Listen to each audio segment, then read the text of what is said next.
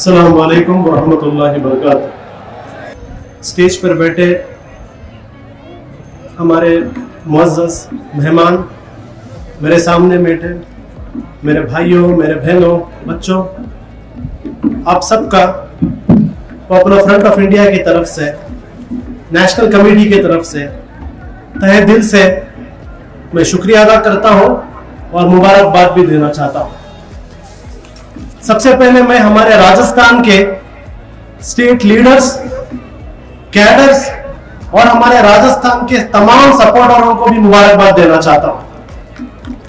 वो इसलिए क्योंकि ये प्रोग्राम यूनिटी मार्च, जिसमें पॉपुलर फ्रंट ऑफ इंडिया के कैडर्स यूनिफॉर्म पहनकर एक डिसिप्लिन का मुजाहिरा करते हैं, ये इंडिया में अब तक सिर्फ 3 रियासतों में होता था, लेकिन आज पहली बार 2022 में ये राजस्थान और वेस्ट बंगाल में भी हो रहा है। मैं मुबारकबाद इसलिए दे रहा हूं क्योंकि मुझे पता है आप लोगों के लिए प्रोग्राम करना आसान नहीं था। आप लोगों के लिए प्रोग्राम करना आसान नहीं था क्योंकि बहुत प्रेशर था, और ये प्रेशर किसी लोकल ग्रुप से नहीं था, बल्कि direct ministry of home affairs, direct union government की तरफ से एक प्रेशर था। यूनियन गवर्नमेंट की तरफ से आंध्र प्रदेश में प्रेशर डाला गया, वेस्ट बंगाल में प्रेशर डाला गया, राजस्थान में प्रेशर डाला गया। जब उस प्रेशर का कोई असर नहीं हुआ, नोएडा में बैठी हुई इस गवर्नमेंट के पैसे पर पड़ने वाली जो गोदी मीडिया है, उसको हमारे पीछे लगा दिया गया, उन पर भी प्रेशर डाला गया। लोकल एडमिनिस्ट्रेशन जो है, जो लोकल पुलिस है, उन पर भी दिन रात प्रेशर डाला गया। किसी भी तरीके से ये प्रोग्राम कैंसिल होना चाहिए, किसी भी तरीके से ये प्रोग्राम होने नहीं देना चाहिए। इसके बावजूद भी आप सोचिए, एक तरफ पूरी की पूरी बीजेपी और उसकी पूरी की पूरी मशीनरी, एक तरफ पूरी की पूरी आरएसएस और उसका पूरा पैसा, उसका पूरा मशीनरी, और दूसरे तरफ आप और हमारे जैसे लोग, और इंशाअल्लाह जीत हमारी हुई।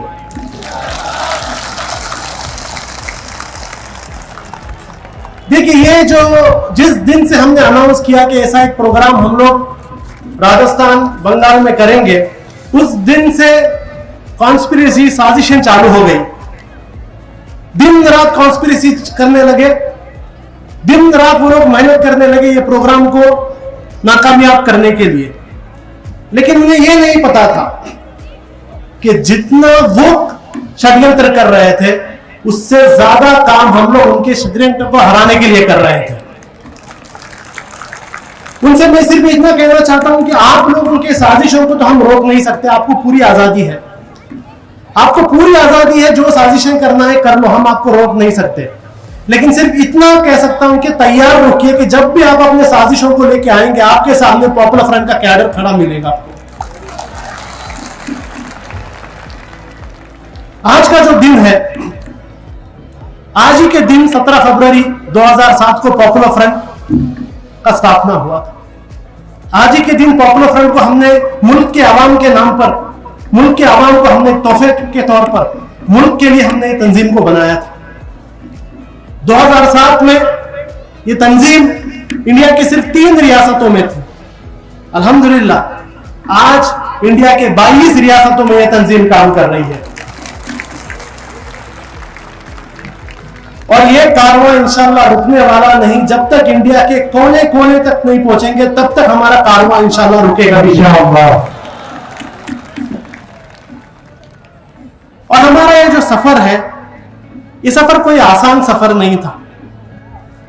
हर साल, हर दिन इस सफर में हमें प्रॉब्लम हुआ, हर दिन हमें तोड़ने की कोशिश की गई, हर दिन दुनिया भर के प्रॉब्लमों को हमारे ऊपर लाया गया। बहुत सारे लोगों ने यहां तक कहा कि आज तक आप लोगों ने काम किया कैसे। बहुत सारे मीडिया के रात के 9 बजे के डिबेट में उन लोग बहुत शौक रहते हैं, उन्हें बहुत ताज्जुब होता है। वो लोग समझते हैं कि ये पॉपुलर फ्रंट कोई ऐसी तंजीम है जो किसी कुएं के अंदर छुपी हुई है, किसी गार के अंदर छुपी हुई है। जब वो इस तरीके का प्रोग्राम देखते हैं, सिर्फ पॉपुलर फ्रंट के कैडर्स को नहीं बल्कि आवाम को, इतने हजारों लाखों की तादाद में आवाम को पॉपुलर फ्रंट के साथ जुड़ते हुए देखते हैं, वो समझ नहीं सकते, वो समझ नहीं सकते क्या हो रहा है। उनको मैं समझाना चाहता हूं, यह तंजीम हमने किसी का परमिशन लेके शुरू नहीं किया था। हमने नागपुर में आरएसएस के सरसंघचालक के सामने कोई अर्जी नहीं डाली थी कि हमें इंडिया के अंदर काम करना है, परमिशन दो। हमने किसी की परमिशन लेके काम नहीं किया और किसकी परमिशन लेके काम बंद भी नहीं करेंगे।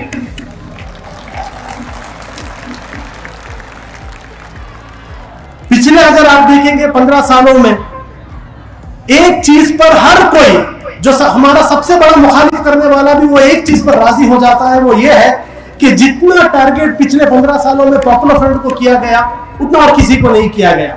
और खासकर पिछले 7-8 सालों से जब से सेंटर में बीजेपी की गवर्नमेंट आई है, आप लोग जानते हैं हमारे साथ क्या क्या हुआ। आप लोग जानते हैं गवर्नमेंट के सारे एजेंसियों को एक टास्क दिया गया। डायरेक्टली होम मिनिस्ट्री के अंदर एक स्पेशल टीम को सेटअप किया गया जिसमें रिटायर्ड आईएएस और रिटायर्ड आईपीएस ऑफिसर्स हैं।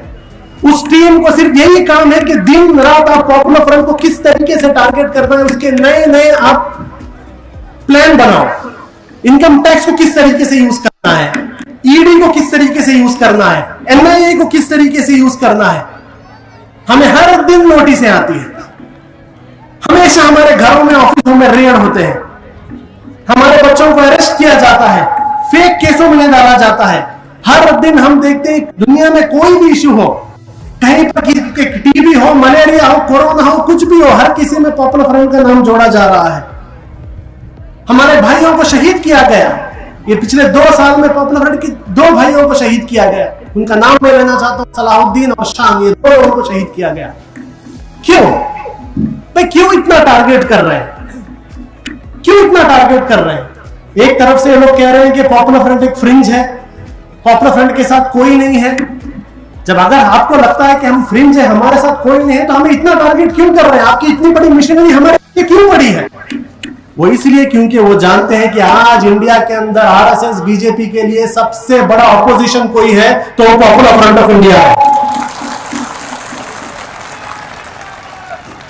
क्या है ऑपोजिशन का मतलब? इंडिया में दूसरे ऑपोजिशन पार्टीज भी हैं, उनका ऑपोजिशन क्या है? उनका ऑपोजिशन 5 साल में एक बार वाला ऑपोजिशन है। 5 साल में एक बार इलेक्शन के वक्त वो अपने ऑपोजिशन की जिम्मेदारी निभाती है, लेकिन ये तंजीम पॉपुलर फ्रंट ऑफ इंडिया हर साल हर दिन अपना ऑपोजिशन की जिम्मेदारी निभाती है। चाहे वो किसी मुसलमान पर जुल्म हो, किसी दलित पर जुल्म हो, किसी सिख पर जुल्म हो, किसी हिंदू पर जुल्म हो, किसी क्रिश्चियन पर जुल्म हो, आप देखेंगे पॉपुलर फ्रंट ऑफ इंडिया हमेशा सबसे आगे रहता है। और ये इन्हें बर्दाश्त नहीं होता।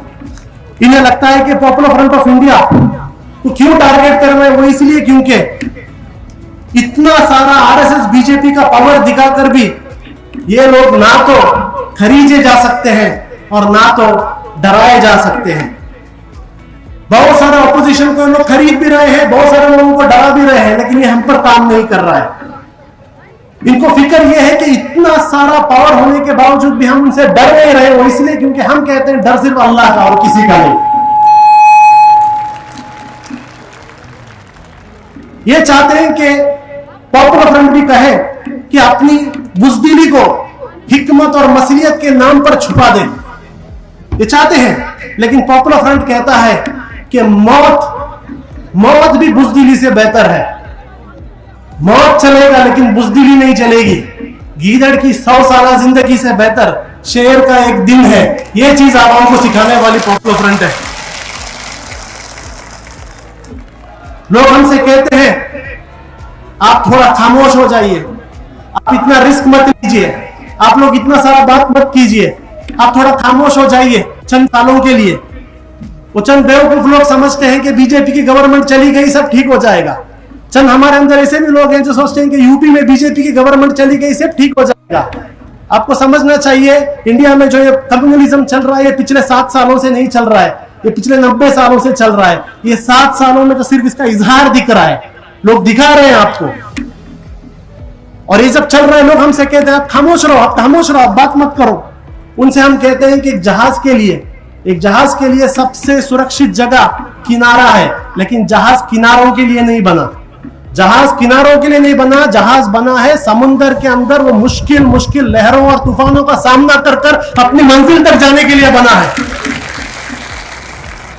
तो ये पॉपुलर फ्रंट ऑफ इंडिया तंजीम भी हम लोग किसी एक ऑफिस के अंदर, दफ्तर के अंदर लॉक करने के लिए हमने नहीं बनाया।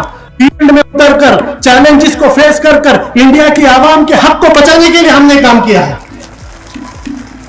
जिस चैलेंजेस और डर का, जिस चैलेंजेस और प्रॉब्लम आप हमें दिखा रहे हैं, जिसकी आप हमें धमकियां दे रहे हैं, ये सारे धमकियां तो हमें पहले दिन से ही पता था।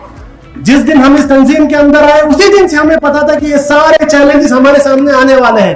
तो ये धमकियां, ये डर, ये जेल, ये केस, इससे आप हमें मत डराइए, किसी और को डराइए। क्योंकि जो बहुत सारे लोग ऐसे होते हैं जो इससे डरते हैं, लेकिन हम समझते हैं कि ये सारे प्रॉब्लम जब हम पर आते हैं, इसका मतलब सिर्फ और सिर्फ एक है कि हम हक के रास्ते में हैं।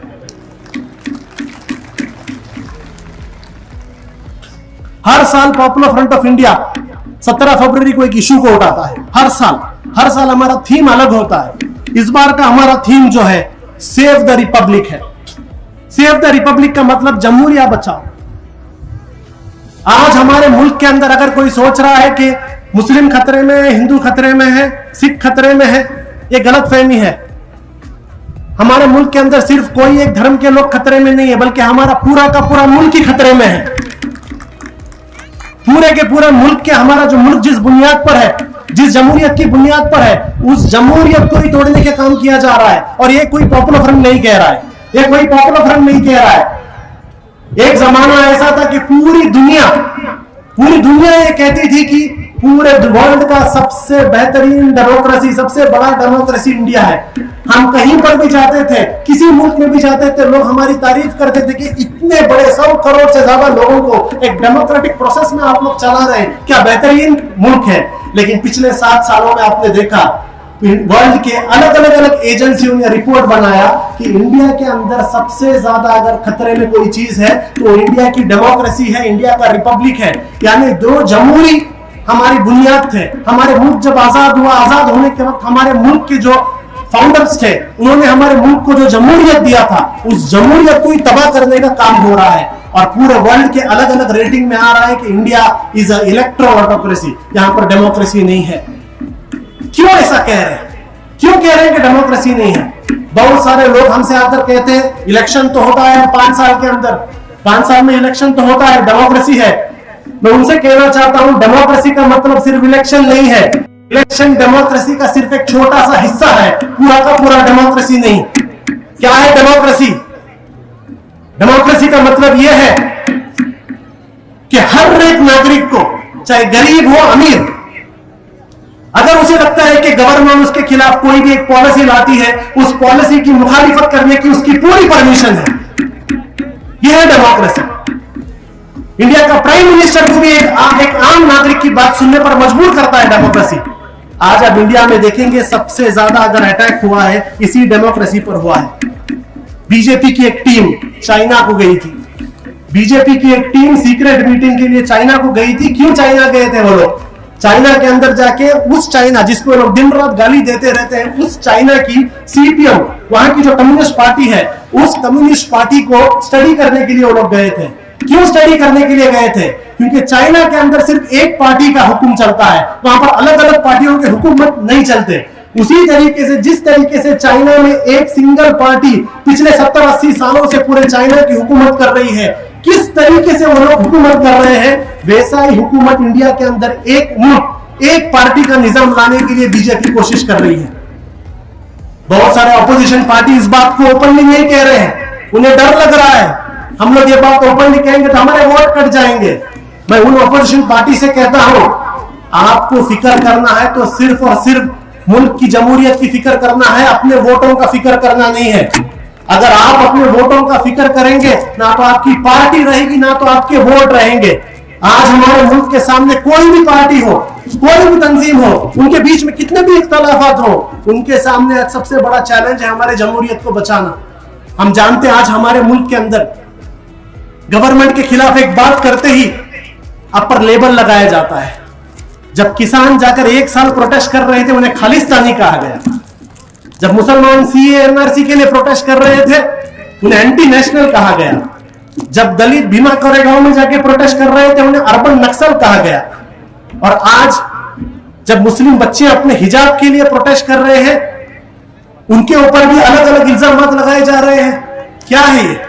आज इंडिया में ऐसी एक गवर्नमेंट है जिसे पसंद नहीं है एक भी मुखालिफत की बात सुनने की, मुखालिफत सुनना पसंद नहीं करती।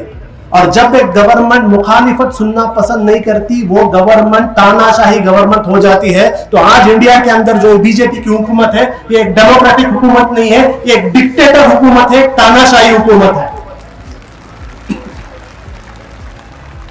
गवर्नमेंट के एजेंसीज को जिस तरीके से मिसयूज पिछले 7 सालों में हुआ है, आज तक नहीं हुआ। यूएपीए जैसा कानून, टेररिस्टों पर लगाने वाला कानून आम आदमियों पर लगाया जा रहा है। सेडिशन जैसा एक कानून, मुल्क के खिलाफ जंग, सेडिशन का मतलब होता है मुल्क के खिलाफ जंग, ऐसा एक कानून छोटे कॉलेज जाने वाले बच्चों पर लगाया जा रहा है। और ये केसेस कितने फेक हैं आपको पता होना चाहिए कि पूरे इंडिया में पिछले अगर आप 10 साल के अंदर देखेंगे, जितने यूएपीए केसेस लगाए गए, जितने लोगों पर यूएपीए केसेस लगाए गए, उसमें सिर्फ 2% लोगों पर जुर्म साबित हुआ, 98% लोगों पर साबित नहीं हुआ। इसका मतलब क्या है? 98% यूएपीए केसेस फेक थे, झूठ थे। ईडी के बारे में आप लोग जानते हैं, ईडी ने पिछले 9 सालों में 1700 रेड किए, 1700 रेड किए। आपको पता है 1700 केस में कितने केस में गिल्टी प्रूव हुआ, साबित हुआ, जुर्म साबित हुआ? 1700 में सिर्फ 9। इसका मतलब क्या है? बाकी 1650 से ज्यादा केस फेक है, झूठ है। अगर आप सेडिशन केस देखेंगे, 326 सेडिशन केस आए हैं पिछले 5 सालों में, और ये 326 सेडिशन केसों में सिर्फ 6 केस साबित हुए हैं। इसका मतलब 320 से ज्यादा केस झूठे हैं। किस तरीके से आप देखिए ये गवर्नमेंट इस्तेमाल कर रही है एजेंसीज को डेमोक्रेसी को खत्म करने के लिए। आज हम देखेंगे ये गवर्नमेंट जो है मिसमैनेजमेंट की एक पुतली बन गई। इस तरीके का एक मिसमैनेजमेंट है, किसे पता नहीं चल रहा है क्या हो रहा है। एक पार्लियामेंट नाम का एक है, पार्लियामेंट को जो डेमोक्रेसी का मंदिर कहा जाता है, उस पार्लियामेंट की ना तो इज्जत है, उस पार्लियामेंट की ना तो एक मर्यादा है। प्राइम मिनिस्टर को दोपहर को सोने के बाद रात को 9 बजे या 8 बजे याद आ जाता है कि आज मुझे डिमोनेटाइजेशन करना है, आज मुझे जीएसटी लागू करना है, आज मुझे लॉकडाउन लागू करना है। एक आदमी के प्रोजेक्शन के लिए, एक आदमी की इमेज बनाने के लिए, एक आदमी की एक झूठी तस्वीर दुनिया को दिखाने के लिए 100 करोड़ हिंदुस्तानियों को परेशानी में डाला जा रहा है। 100 करोड़ हिंदुस्तानियों को परेशानी में जा रहा है। ये आज हमारी मुल्क की हालत है। ये मिसमैनेजमेंट हमने देखा। आप लोगों को एक बात जाननी होगी, हाल ही में यूपी के अंदर एक मीडिया वालों ने जाकर एक आम किसान से पूछा कि हमारे देश की हालत क्या है। उस किसान ने देश की हालत एक अल्फाज में बेहतरीन तरीके से की। उसने कहा हमारे देश को 4 लोग चला रहे हैं, 2 लोग बेच रहे हैं, 2 लोग खरीद रहे हैं, चारों गुजरात से हैं। यही चल रहा है, यही चल रहा है। जब से ये गवर्नमेंट आई है, पिछले 7 सालों में अगर आप देखेंगे या कोविड में देखिए, कोविड में 2 साल में पूरा का पूरा मुल्क तबाह हो गया था।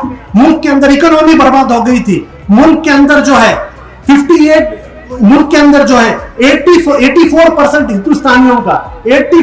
हिंदुस्तानियों का आमदनी कम हो गया है। 84% हिंदुओं का आमदनी कम हो गया है। 4.5 करोड़ लोग गरीबी रेखा के नीचे चले गए, पॉवर्टी के नीचे चले गए।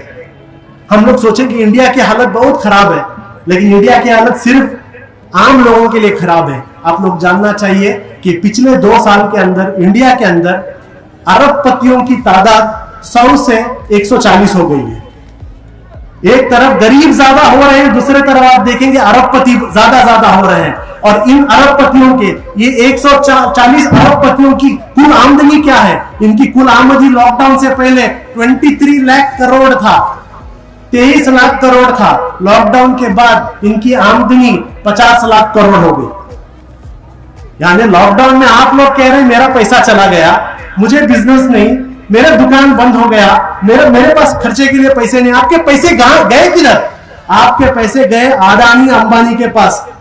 जो गंगा में लाशें बह रही थी, किसकी लाशें थी? मुसलमानों की तो नहीं थी। जो शमशान घाट में लाइन में रुके थे अपने चिता जलाने के लिए, किसके चिता थे? हम तो शमशान घाट में नहीं जलाते। जो चेन्नई, दिल्ली, बैंगलोर से यूपी, बिहार में चल चल के लोग जा रहे थे लॉकडाउन के वक्त, कौन थे वो? ज्यादातर कौन थे? मुसलमान थे क्या? नहीं, ज्यादातर मुसलमान नहीं थे। तो देखिए, मैं यहां पर हमारे हिंदू भाइयों से भी कहना चाहता हूं कि ये जो आपके अंदर एक फीलिंग लाया जा रहा है हिंदू खतरे में, हिंदू खतरे में, ये सिर्फ और सिर्फ इसलिए लाया जा रहा है ताकि ये गवर्नमेंट अपनी नाकामियों को छुपाए। अपनी नाकामियों को छुपाने के लिए गवर्नमेंट इस तरीके का एक डिविसिव पॉलिटिक्स, इस तरीके का एक सियासत आज कर रही है। पूरे के पूरे मुल्क को बर्बाद कर दिया गया है। ये गवर्नमेंट से ये हमारा मुल्क संभला नहीं जा रहा है, लेकिन ये गवर्नमेंट कह रहा है कि हम पाकिस्तान को बर्बाद कर देंगे, चाइना को बर्बाद कर देंगे। मुझे लगता है कि पाकिस्तान को अगर बर्बाद करना है, एक आसान तरीका है। वो आसान तरीका यह है कि नरेंद्र मोदी को पाकिस्तान का प्राइम मिनिस्टर बनाना चाहिए, क्योंकि पिछले 7 सालों में जो उन्होंने इंडिया के साथ किया, सिर्फ 1 महीना हुआ अगर पाकिस्तान के साथ करेंगे, वो कंट्री बर्बाद हो जाएगी। ये सबसे आसान तरीका है। आज हमारे देश का एक्सटर्नल अफेयर्स क्या है? अफगानिस्तान के अंदर पूरा का पूरा एक एक्सटर्नल अफेयर्स का फेलियर कर दिया है, डिप्लोमेसी का फेलियर कर दिया है। चाइना और पाकिस्तान को और नजदीक कर दिया गया है। इस तरफ से मालदीव्स हमेशा हमारे करीब था, मालदीव्स को भी चाइना के कंट्रोल में डाला गया है। नेपाल जो जमाने से हमारे करीब था, नेपाल भी चाइना के कंट्रोल में चला गया है। इस तरफ से श्रीलंका के अंदर पूरा का पूरा इन्वेस्टमेंट चाइना का है। अब बांग्लादेश में देखिए, बांग्लादेश की पूरी स्टॉक एक्सचेंज को कंट्रोल चाइना करता है। किया क्या फिर आपने? क्या 7 साल में क्या किया? यही किया। हिंदू खतरे में है, हिंदू मुस्लिम आपस में लड़ो, मरो, जेनोसाइड करो, यही किया। तो यहां पर मुल्क की आवाम को इनका जो हिपोक्रेसी है, इनकी जो एक मुनाफिकत है, उस मुनाफिकत को समझना पड़ेगा। और जैसे जैसे इनकी फेलियर ज्यादा होते रहेंगे, आप लोग याद रखिए, उतना उतना मुल्क के अंदर कम्युनल पॉलिटिक्स ज्यादा होगा। क्योंकि जब जब बीजेपी की पॉलिटिक्स हार गई है, तब तक उन्होंने कम्युनल पॉलिटिक्स यानी धर्म के नाम पर पॉलिटिक्स को ज्यादा किया है। आज हम लोग यूपी के अंदर देख रहे हैं किस तरीके से 80-20 की पॉलिटिक्स चल रही है, किस तरीके से अली बजरंगबली की पॉलिटिक्स चल रही है। ये बीजेपी मुल्क को जलाने का काम कर रही है और ये ज्यादा होगा। इसमें आप लोग जानते हैं कि इसमें सबसे बड़ा टारगेट लोग किसको करेंगे? इसमें सबसे बड़ा टारगेट लोग यहाँ के हिंदू नौजवानों को करेंगे। मैं हिंदू फैमिलियों से कहना चाहता हूं, ये आरएसएस के लोग आकर आपको कहते हैं कि त्रिशूल पकड़ो, तलवार पकड़ो, लेकिन अपने बच्चों को तो ये लोग आईपैड और लैपटॉप देते हैं। इनका बेटा तो बीसीसीआई का सेक्रेटरी बन गया और आपके बच्चे जेल में जाना है। ये चल रहा है आज मुल्क के अंदर। यानी अपने आरएसएस बीजेपी वालों के बच्चों के लिए अलग कानून और गरीब हिंदुओं के लिए अलग कानून। इनके बच्चे सऊदी और यूएई के अरबों के साथ और पाकिस्तान के मुसलमानों के साथ बिजनेस करते हैं। अजीत डोवल जो इंडिया का नेशनल सिक्योरिटी एडवाइजर है, इसका बेटा पाकिस्तानी एक आदमी के साथ बिजनेस पार्टनर है। इंडिया के बड़े बड़े जो बिजनेसमैन हैं, बड़े बड़े जो बीजेपी पॉलिटिशियंस हैं, इनका अरबों के साथ बिजनेस चलता है। इनको अरब और मुसलमान चाहिए, लेकिन आप लोगों के लिए मुसलमान क्या है? दुश्मन है। ये जो एक मुनाफिकत है, इस मुनाफिकत को समझना पड़ेगा। और जैसा मैंने बताया, ये ज्यादा होने वाला है। आपने हरिद्वार में देखा, हरिद्वार में क्या किया गया? जेनोसाइड का एक कॉल किया गया। जेनोसाइड का मतलब क्या है? जेनोसाइड का मतलब नरसंहार है। यानी जिस तरीके से रवांडा में हुआ, जहां पर 6 लाख तुत्सी लोगों का कत्ल किया गया था, जिस तरीके से बोस्निया में हुआ, जहां पर 5 लाख से ज्यादा बोस्नियन मुस्लिम्स का कत्लेआम किया गया था। जिस एजेंसी ने कहा था कि रवांडा में जेनोसाइड होगा, जिस एजेंसी ने कहा था कि बोस्निया में जेनोसाइड होगा, वही एजेंसी जिसको जेनोसाइड वॉच कहते हैं, जिसका चीफ ग्रेगरी स्टैंटन है, वो ग्रेगरी स्टैंटन कहता है जो हालात रवांडा में थे, जो हालात बोस्निया में थे, वैसे ही हालात मैं इंडिया के अंदर देख रहा हूं। वो पूरी दुनिया के लोगों से कह रहा है कि इंडिया को बचाओ। तो ये जो आप जेनोसाइड की बातें सुन रहे थे और बीजेपी के लोग कह रहे थे, हम तो नहीं कह रहे, कोई फ्रिंज एलिमेंट कह रहा है, कोई बेवकूफ लोग कह रहे, ये ऐसा नहीं है। ये आरएसएस का एक स्टैंडर्ड पॉलिसी है। जमाने से आरएसएस चाहता है इंडिया के अंदर जेनोसाइड होना है और ये जेनोसाइड का कॉल दिया जाता है। उनसे मैं कहना चाहता हूं आरएसएस और संघ परिवार से हम लोग कहना चाहते हैं, ये जेनोसाइड की पॉलिटिक्स आप लोग रोकिए। ये जेनोसाइड की जो आप बातें कह रहे हैं, बातें रोकिए। क्योंकि एक बात तो श्योर है, जब आप ये जेनोसाइड का पॉलिटिक्स लेके जेनोसाइड करने आएंगे तो यहां पर 20 करोड़ लोग आपकी आरती नहीं उतारेंगे। यहां पर कोई आपको रेड कारपेट में वेलकम नहीं करेगा। जिस तरीके से अलग अलग इंटेलेक्चुअल्स ने कहा है, हाल ही में एक्टर नसरुद्दीन शाह ने भी कहा है कि जब यहां पर मुल्क को बर्बाद करने के लिए ये संघ परिवार के लोग आएंगे, मुल्क के अंदर जेनोसाइड करने के लिए आएंगे, तो इस मुल्क के लोग और इंशाअल्लाह उस मुल्क के लोग में सबसे आगे मुसलमान सबसे पहले इनकी जेनोसाइड को मुकाबला करने के लिए सामने रुकेंगे। इसी जेनोसाइड का एक हिस्सा आप देखते हैं, हिजाब का इशू है। कर्नाटका के अंदर जमाने से वो लड़कियां स्कार्फ पहना करती थी। अगर आपसे कोई कहता है कि उस कॉलेज में वो लोग दिसंबर से पहले स्कार्फ नहीं पहनते हैं, तो सबसे बड़ा झूठ है। उस कॉलेज में हमेशा हमेशा मतलब हमेशा, मैं कर्नाटक से हूं, मुझे पता है, बहुत दफा मैं उड़पी गया हूं, मुझे पता है। उड़पी में, मंगलूरु में और कर्नाटका के दक्षिण कन्नड़ा जो जिले हैं, उस जिले में हमेशा से लड़कियां कॉलेज में स्कार्फ पहन के जाती हैं, हमेशा से। प्रॉब्लम कहां क्रिएट हुआ? प्रॉब्लम तब क्रिएट हुआ जब उड़पी डिस्ट्रिक्ट का एमएलए और कुंदापुरा का एमएलए, ये दो जगह के एमएलए ने जब आकर पुलिस प्रिंसिपल पर प्रेशर डाला, तब प्रॉब्लम चालू हुआ। वरना ये इशू नहीं था। कॉलेज के लोग उन्हें अलाउ करते थे, टीचर्स अलाउ करते थे, टीचरों को कोई फिक्र ही नहीं थी, कॉलेज के लोगों को फिक्र ही नहीं थी। लेकिन जब बीजेपी वहां पर आया, तब ये इशू हुआ। क्योंकि यूपी इलेक्शन में इनकी हालत खराब हो गई थी।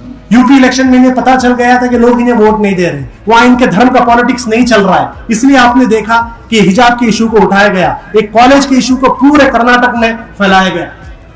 और जब वो बच्चियां प्रोटेस्ट करने लगी, अपने हक के लिए कोर्ट को गई, तब कहने लगे कि इसके पीछे पीएफआई है, इसके पीछे सीएफआई है, इसके पीछे फला मुस्लिम संगठन है। देखिए, मैं एक बात कहना चाहता हूं सबसे पहले, जो लोग कहते हैं कि मुस्लिम लड़कियां अपने हक के लिए नहीं लड़ सकते और उन्हें किसी एक संगठन का जरूरत है, वो सबसे एक नीच मानसिकता है। क्योंकि हमारी जो लड़कियां हैं, ये आज से 70 या 100 साल पुरानी लड़कियां नहीं है। आज की जो मुस्लिम लड़कियां हैं, उनके अंदर इतनी काबिलियत है कि उन्हें किसी की जरूरत नहीं अपने हक के लिए लड़ने के लिए। CA-NRC के वक्त कहां थे मुसलमानों के मर्द? कहां थे मुसलमानों के मर्द? कहां थे मुसलमानों के बड़े बड़े लीडर, बड़े बड़े तंजीमें? CA-NRC का अगर पूरे के पूरे कैंपेन को किसी ने लीड किया तो मुस्लिम औरतों ने किया। अगर मुस्लिम औरतें इंडिया के कॉन्स्टिट्यूशन को बचाने के लिए सड़कों पर आ सकती है, तो जरा सोचिए अपने दीन और हिजाब को बचाने के लिए वो क्या कर सकते हैं। ये हिजाब का इशू आप याद रखिए। जैसे मैंने आपसे कहा, जेनोसाइड में 10 मरहले होते हैं। उस 10 मरहलों में 2 मरहले बहुत इंपॉर्टेंट मरहले हैं जिसको आपको जानना चाहिए। उसमें एक मरहला होता है जिसको कहते हैं सिंबलाइजेशन। सिंबलाइजेशन का मतलब होता है कि एक कौम के चंद सिंबलों के खिलाफ इतना नफरत डाल दो कि उसे देखते ही लोगों के दिलों में नफरत आ जाए। जिस तरीके से आजान सुनते ही आपको नफरत आना चाहिए, नमाज देखते ही आपको नफरत आना चाहिए, हिजाब देखते ही आपको नफरत आना चाहिए, इसको सिंबलाइजेशन कहते हैं। इसी तरीके का सिंबलाइजेशन रवांडा में हुआ था, इसी तरीके का सिंबलाइजेशन बॉस्निया में हुआ था, और वही सिंबलाइजेशन आज इंडिया में हो रहा है। इसलिए आप देख रहे हैं कि मस्जिदों से प्रॉब्लम, नमाज से प्रॉब्लम, हिजाब से प्रॉब्लम, हलाल खाने से प्रॉब्लम, कि आपके उनकी प्लेट के सामने चिकन ला के रखेंगे तो चिकन हलाल हुआ है कि नहीं, उसमें प्रॉब्लम। ये सिंबलाइजेशन है। और इसके बाद और एक मरहला आता है जिस मरहले को कहते हैं डीह्यूमनाइजेशन।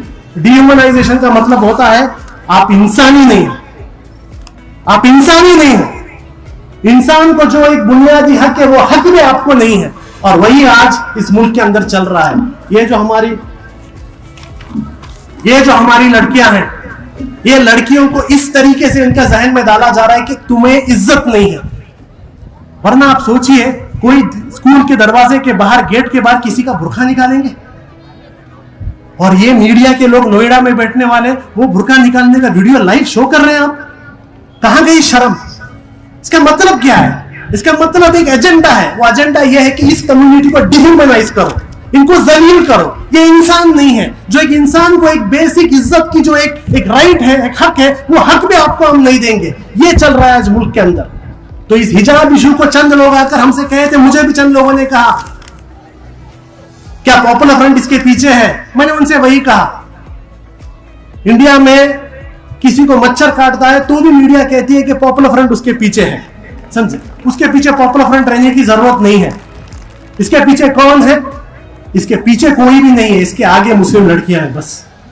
ये पूरे के पूरे इशू को वो 13 साल 14 साल 15 साल की लड़कियां लीड कर रही हैं। और आज इस प्रोग्राम से मैं उन लड़कियों को सल्यूट करता हूं, क्योंकि जो ताकत, जो हिम्मत, जो गैरत मुस्लिम कम्युनिटी के बड़े बड़े लीडरों ने नहीं दिखाया, वो ताकत और हिम्मत और इस्लाम का असल जज्बा हमारी वो बच्चियां दिखा रही हैं।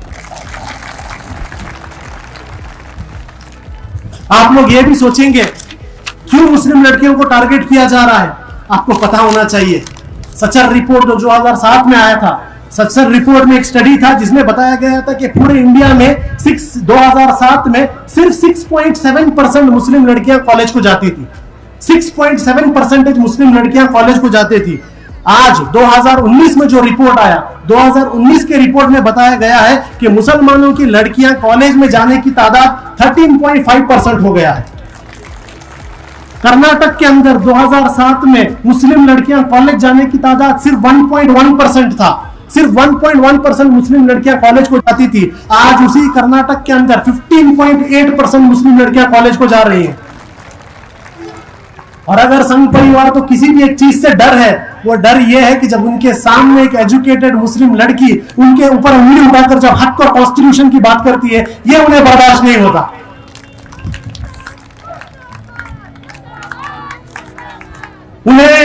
उन्हें कौन सी मुस्लिम लड़कियां चाहिए जो अपने हक के लिए रोए? उन्हें ऐसी मुस्लिम लड़कियां चाहिए जिनको वो कहें ये मत करो, वो चले जाए। लेकिन उनसे कहना चाहता हूं कि अभी वैसी लड़कियां हमारे कौम में प्रोड्यूस होना बंद हो गए। अभी हमारे कौम के अंदर ऐसी लड़कियां आ रही हैं, ऐसी लड़कियां आ रही हैं जिनको बात करने आता है, जिन्हें बात करने आता है। उनके पास लैंग्वेज भी है और उनके लैंग्वेज को एक ट्रांसलेशन भी है, जो ट्रांसलेशन सिर्फ आरएसएस समझता है, सिर्फ आरएसएस समझता है उस ट्रांसलेशन को। और ये ब्रीड, ये लड़कियों का ब्रीड कम होने वाला नहीं, ये ज्यादा ही होने वाला है। आखिर में अपनी बात खत्म करते हुए चंद जिम्मेदारियों की बात कहता हूं। इसमें पूरे ये जो मुल्क के अंदर हालात है, इस हालात को बदलना है और इसकी बदलने की जिम्मेदारी सिर्फ किसी एक तंजीम की या किसी एक कौम की नहीं। सबसे पहले मैं यहां पर हिंदू धर्म गुरुओं से कहना चाहता हूं, ये मुल्क को बचाना, सेक्युलरिज्म को बचाना सिर्फ मुसलमानों ने ठेका लेके नहीं रखा है। मुसलमानों की जिम्मेदारी नहीं है सेक्युलरिज्म को बचाने के लिए। आज अगर हिंदू कम्युनिटी के अंदर आरएसएस रेडिकलाइजेशन कर रहा है, तो हिंदू रिलीजियस लीडर्स को चाहिए कि डी रेडिकलाइजेशन का काम आप लोग करें।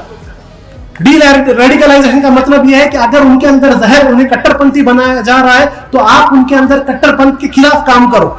मैं आपको मिसाल बताता हूं कैसे करना है।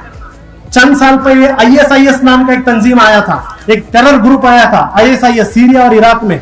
इस आईएसआईएस ने ओपनली सबके खिलाफ दुश्मनी मोड़ ली, सबको कहा आओ कत्लेआम करो, बम ब्लास्ट करो। पूरे दुनिया से मुसलमानों को लोग बुला रहे थे, सोशल मीडिया के थ्रू कैंपेनिंग कर रहे थे। पूरे दुनिया के लोग एकदम परेशान थे। यूरोप जैसा एक मॉडर्न वेस्टर्न स्टेट, वहां से 4000 से ज्यादा लोग मुसलमान आईएसआईएस में चले गए थे। रशिया से 7000 तक लोग गए थे। अरब ममालिकों से हजारों लोग चले गए थे। सब लोग डर रहे थे। इंडिया के अंदर 20 करोड़ मुसलमान हैं। इंडिया के अंदर 20 करोड़ मुसलमान हैं और आईएसआईएस बहुत मेहनत कर रहा था इंडिया के मुसलमानों को आईएसआईएस में भर्ती कराने के लिए। क्या करेंगे, क्या करेंगे? लेकिन आप लोग जानते हैं आज पूरी दुनिया की सिक्योरिटी एजेंसीज इंडियन मुस्लिम्स की तारीफ कर रहे हैं। आपको पता है पूरे इंडिया से 20 करोड़ मुसलमानों में से कितने लोग आईएसआईएस को गए? कितने लोग आईएसआईएस को गए? 80 लोग। 80 लोग। यूरोप से 4000, रशिया से 7000, अरबों से 1000, अमेरिका से 1000, इंडिया से 80। क्यों? वो इसलिए क्योंकि इस मुल्क के अंदर रहने वाले मुस्लिम तंजीमें पॉपुलर फ्रंट जैसी तंजीम, इस मुल्क के अंदर रहने वाले बड़े बड़े उलमा, इस मुल्क के अंदर रहने वाले बड़े बड़े सूफी हजरात, इन सब लोगों ने दिन रात काम किया, इस मुल्क के मुस्लिम नौजवानों को बताया कि आईएसआईएस इस्लाम के खिलाफ है, आईएसआईएस इस्लाम नहीं है, वो इस्लाम मुखालिफ ताकत है। और इस वजह से पूरे के पूरे मुल्क इंडिया में, पूरे के पूरे इंडिया में आईएसआईएस फेल हो गया। पॉपुलर फ्रंट जैसी तंजीम, हमने आईएसआईएस के खिलाफ 1 महीने का कैंपेन चलाया था। हमने कहा था आईएसआईएस इस्लाम नहीं है, आईएसआईएस और आरएसएस एक ही लोग हैं, एक ही सिक्के के 2 कड़ी हैं। अब मैं हिंदू धर्मगुरुओं से कहता हूं, जो काम मुस्लिम धर्मगुरुओं ने किया, मुस्लिम तंजीमों ने किया, अब वो काम आपको करना है। अब आपको अपने कम्युनिटी के अंदर जो कट्टरपंथी चीजें आ रही है, उस कट्टरपंथी को आपको रोकना पड़ेगा। इससे नुकसान हमें तो नहीं होगा, हमें तो कुछ भी नुकसान नहीं होगा, इससे नुकसान आप लोगों को ही होगा। आपने देखा जब राम मंदिर का भूमि पूजन हो रहा था, हिंदू धर्म के गुरु कौन है, हिंदू धर्म के लीडर कौन है? हम छोटे थे, हमने सुना था हिंदू धर्म के लीडर शंकराचार्य है, हमने सुना था शंकराचार्य है, हमने सुना था बड़े बड़े संत हैं। लेकिन जब वहां पर भूमि पूजन हो रहा था, कौन था वहां भूमि पूजन में? मोहन भागवत था, नरेंद्र मोदी थे, योगी और गुजरात की बीजेपी की गवर्नर, यानी आरएसएस और बीजेपी के लोगों ने मिलकर राम मंदिर की भूमि पूजन की। कहां गए शंकराचार्य, कहां गए हिंदू धर्म के पूरे लीडर्स? आप लोग समझिए, ये आरएसएस और बीजेपी ने हिंदू धर्म को हाईजैक कर लिया है। इससे प्रॉब्लम हमें होने वाला नहीं, आपको होने वाला है, क्योंकि आप लोग इररिलेवेंट हो जाएंगे, आप लोग इररिलेवेंट हो जाएंगे। उसका असर आप लोग देख रहे हैं कि अगर कोई भी एक दिमाग रखने वाला, कोई एक हिंदू संत अगर आरएसएस बीजेपी के खिलाफ एक अल्फाज भी बोलते हैं, उसके पीछे ईडी आ जाता है, उसके पीछे एनआईए आ जाता है, उसके पीछे इनकम टैक्स आ जाती है। तो यहां पर हिंदू धर्म गुरुओं को भी बड़ा रोल प्ले करना है। दूसरा रोल पॉलिटिकल पार्टी से मैं कहता हूं, देखिए ये पॉलिटिकल पार्टीज जो है, आप लोग, आपका ये बैलेंसिंग हिंदुत्व अब नहीं चलेगा, आपका ये बैलेंसिंग हिंदुत्व अब नहीं चलेगा। आज अफसोस इस बात का हो रहा है कि सारे पॉलिटिकल पार्टी ने मुसलमानों को इनविजिबल बना दिया, मिस्टर इंडिया बना दिया। हम नजर ही नहीं आते, हम नजर ही नहीं आते किसी को, हमारे प्रॉब्लम किसी को भी नजर नहीं आता। अगर आपको सेक्युलरिज्म की फिक्र है तो आपको सेक्युलरिज्म के लिए काम करना पड़ेगा। आप आकर सिर्फ हमारे सामने बीजेपी को हराना है, बीजेपी को हराना है, ये दुआई देकर हमारे पास नहीं आ सकते। अगर आपको बीजेपी को हराना इतना जरूरी है तो आपको सेक्युलरिज्म को प्रमोट करना पड़ेगा। और तीसरी चीज, आखिरी बात, मुस्लिम उम्मत को भी इसमें रेडी होना है, मुस्लिम तंजीमों को रेडी होना है, मुस्लिम उलमाओं को रेडी होना है। देखिए अगर आप लोग ये सोच के बैठेंगे कुछ बोलने से प्रॉब्लम और बढ़ जाएगा, तो मेरे राय में तो बहुत बड़ी एक बेवकूफी है। बाबरी मस्जिद का इशू आने के टाइम यही लोगों ने कहा था खामोश रहो, खामोश रहो, दे दो एक मस्जिद पूछ रहे हैं ना, दे दी एक मस्जिद। क्या हुआ? अब काशी चाहिए, मथुरा चाहिए और 40,000 मस्जिदें चाहिए। क्या इतनी भी अक्ल नहीं है? इन्हें कभी भी मंदिर से मोहब्बत नहीं थी, ये तो पॉलिटिक्स था। आज आप लोग कह रहे हैं लड़कियों को हिजाब निकालो, हिजाब निकालो। अगर लड़कियां हिजाब निकालेंगी, कल कहेंगे मार्केट में भी हिजाब मत पहनो, फिर कहेंगे आजान मत दो, फिर कहेंगे नमाज मत पढ़ो। आप लोग सोचते हैं कि रुकने वाला है? देखिए जब भी जुल्म होता है, जुल्म के खिलाफ आवाज उठाना ये इंसानी फितरत है। जब इंसान अपने इस नेचुरल फितरत को छोड़ देता है तब अन्याय और आगे और बढ़ जाता है। तो यहां पर इंडियन मुस्लिम ऑर्गेनाइजेशन, मुस्लिम उलमा, मुस्लिम पॉलिटिशियन लीडर्स, मैं सबसे कहना चाहता हूं कि हमें होश में आना चाहिए। इस देश को बचाना, इस सेक्युलरिज्म को बचाना, रिपब्लिक को बचाना, इसकी सबसे बड़ी जिम्मेदारी मुसलमानों की है, क्योंकि इस मुल्क के लिए हमारे पूर्वजों ने बहुत खून बहाया है। अगर उस खून का हमें हक अदा करना है तो आज हमें इस मुल्क को बचाने के लिए काम करना पड़ेगा। और आखिरी बात, चंद लोग ये सोचते हैं कि अगर मैं कुछ करूंगा, अगर मैं हक की बात करूंगा, मुझ पर केस आएगा, मुझे जेलों में डाला जाएगा। मैं एक वाकया बताता हूं। जब हम लोग छोटे थे, हमारे सामने उम्र वाले 80-90 साल के लोग आते थे, हम उनसे पूछते थे आप ब्रिटिश के जमाने में थे क्या? वो कहते थे हाँ मैं ब्रिटिश के जमाने में था। हम लोग उससे पूछते थे ब्रिटिशों ने आपको जेल में डाला था क्या? उन्होंने कहा नहीं, मैंने ब्रिटिशों ने मुझे जेल में नहीं डाला। क्यों नहीं डाला? नहीं, मैंने ब्रिटिशों के खिलाफ कुछ किया ही नहीं, इसलिए उन्होंने जेल में डाला ही नहीं। तो हम छोटे बच्चे उनसे कहते थे भाई ये तो बड़ी शर्म की बात है, इंडिया में इतना बड़ा एक जालिम ब्रिटिश था, आपने ब्रिटिश के खिलाफ कुछ भी नहीं किया। वैसा ही होने वाला है, याद रखिए। आज से 60-70 साल बाद जब आप लोग उम्र वाले हो जाएंगे, उस वक्त के छोटे छोटे बच्चे आपसे पूछेंगे, जब इंडिया के अंदर ये बीजेपी हुकूमत कर रही थी, जब ये लोग हक को छीन रहे थे, क्या उस वक्त आप इंडिया में थे? आप लोग कहेंगे हाँ मैं इंडिया में था। वो बच्चे आपसे पूछेंगे क्या प्रॉब्लम हुआ आपको? आप कहेंगे मुझसे कुछ भी प्रॉब्लम नहीं हुआ। तब वो छोटे छोटे बच्चे कहेंगे इसका मतलब जब इतना बड़ा एक जुल्म चल रहा था, देश की डेमोक्रेसी को खत्म करने की कोशिश की जा रही थी, देश की माइनॉरिटीज को खत्म करने की कोशिश जा रही थी, उस वक्त भी आपने कुछ नहीं किया, तो आपने किया। तो अगर ये जिल्लत से हमें बचना है तो आज हमें हमारे हक के लिए बात करना जरूरी है। मैं वापस आप सबका शुक्रिया अदा करता हूं उस प्रोग्राम में आने के लिए। तो आखिर दाना अल्हम्दुलिल्लाहि रब्बिल आलमीन। अस्सलाम वालेकुम।